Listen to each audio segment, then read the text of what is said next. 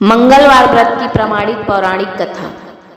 ऋषि नगर में केशव दत्त ब्राह्मण अपनी पत्नी अंजलि के साथ रहता था। केशव दत्त के घर में धन संपत्ति की कोई कमी नहीं थी। नगर में सभी केशव दत्त का सम्मान करते थे, लेकिन केशव दत्त संतान नहीं होने से बहुत चिंतित रहता था। दोनों पति पत्नी प्रति मंगलवार को हनुमान जी की पूजा करते थे। विधिवत मंगलवार का व्रत करते हुए कई वर्ष बीत गए। ब्राह्मण बहुत निराश हो गया, लेकिन उसने व्रत करना नहीं छोड़ा। कुछ दिनों के बाद केशव दत्त हनुमान जी की पूजा करने के लिए जंगल में चला गया। उसकी पत्नी अंजलि घर में रहकर मंगलवार का व्रत करने लगी। दोनों पति पत्नी पुत्र प्राप्त के लिए मंगलवार का विधिवत व्रत करने लगे। अंजलि ने अगले मंगलवार को व्रत किया, लेकिन किसी कारणवश उस दिन अंजलि हनुमान जी को भोग नहीं लगा सकी और उस दिन वह सूर्यास्त के बाद भूखी ही सो गई। अगले मंगलवार को हनुमान जी को भोग लगाए बिना उसने भोजन नहीं करने का प्रण कर लिया। 6 दिन तक अंजलि भूखी प्यासी रही। 7वें दिन मंगलवार को अंजलि ने हनुमान जी की पूजा की, लेकिन तभी भूख प्यास के कारण अंजलि बेहोश हो गई। हनुमान जी ने उसे स्वप्न में दर्शन देते हुए कहा, उठो पुत्री, मैं तुम्हारी पूजा पाठ से बहुत प्रसन्न हूँ।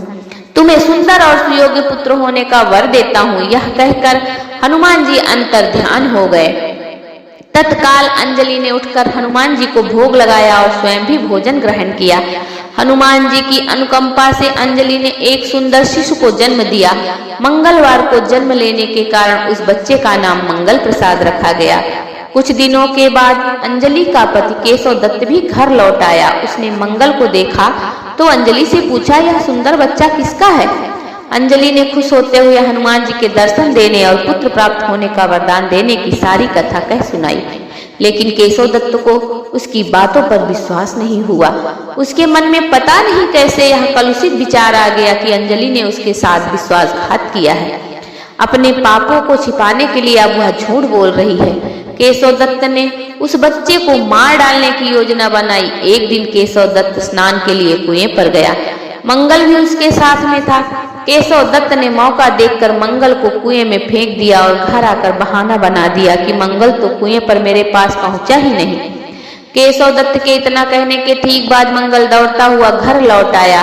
केशव दत्त मंगल को देखकर बुरी तरह हैरान हो उठा। उसी रात हनुमान जी ने केशव दत्त को स्वप्न में दर्शन देते हुए कहा, तुम दोनों के मंगलवार के व्रत करने से प्रसन्न होकर पुत्र जन्म का वर मैंने दिया था, फिर तुम अपनी पत्नी पर शक क्यों करते हो?